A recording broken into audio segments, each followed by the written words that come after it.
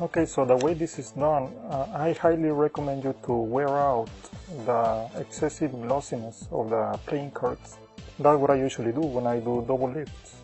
And as you can see over here, it is an instant way to get the double lifts. And the way I usually wear out the glossiness of any deco playing cards, you can either practice the Pharaoh shuffle, or you can just do any other kind of a shuffle. The more perfect it is, the more even you will wear out the glossiness from all the playing cards. You can exercise the hand, the fingers, and in about a week you will end up wearing the excessive glossiness from any deco playing cards.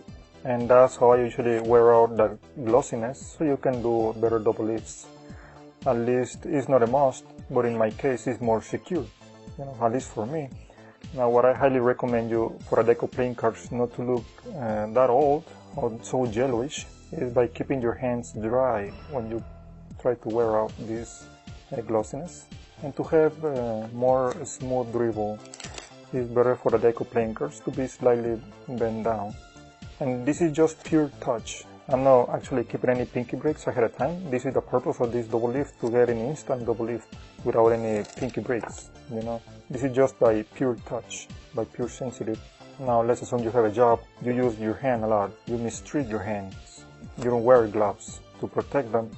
You may or may not be able to do this double lift. Now, because for example, this is by pure touch, I can tell I have 2 cards right now.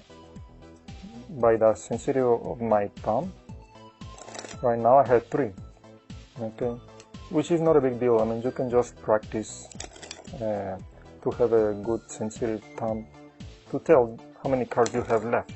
I have 6 right now. It's 3 and 3.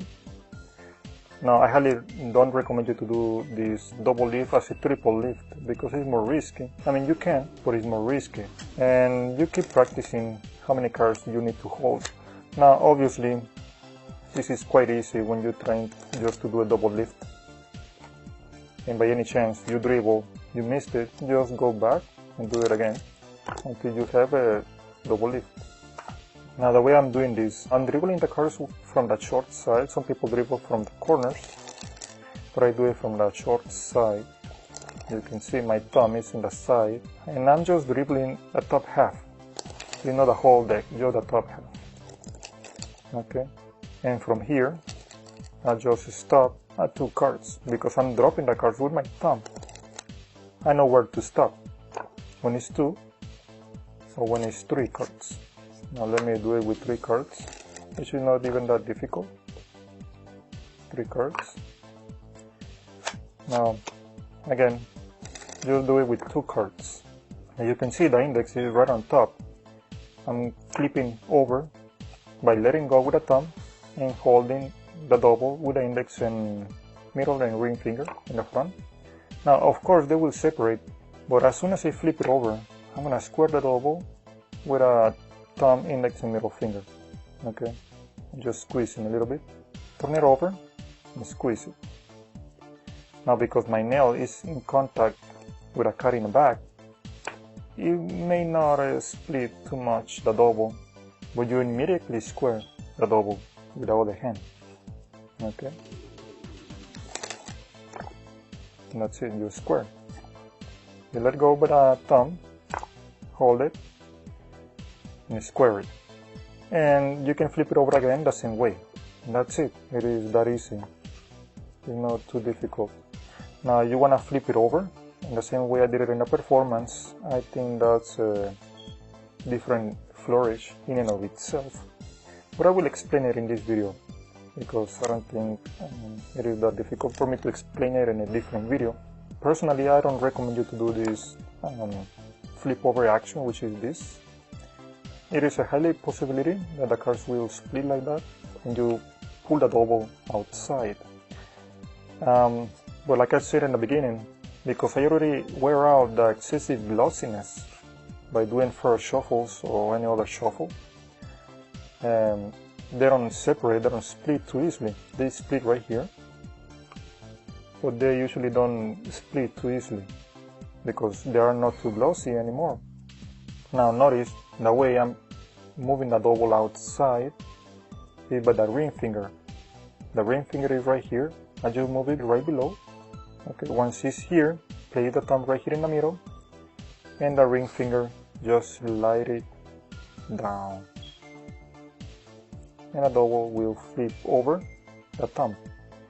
When you take out the thumb, the nail is contacting this card, not the flesh. It has to be the nail. Otherwise, if your flesh is contacting this card, you may end up pulling the card, separating the double. So just use the nail to bring it up and let it go. Okay. So the double lift. You slide the ring finger below the double, bring it out, place the thumb right here in the middle and slide or move the ring finger down so the double flip over. Make sure the nail or the thumb is contacting this card. It has to be the nail, not the flesh, because if the flesh contacts this card, you most likely end up pulling the card out. Okay, so it has to be the nail contacting the card so there is no friction. Once again, the flip over, the square action, the pulling action, and the flip over. Just a matter of a couple days of practice. However, if you want to flip it over this way, then yes, it will take more practice. Or you can simply flip it over this way using the other hand. And that's it.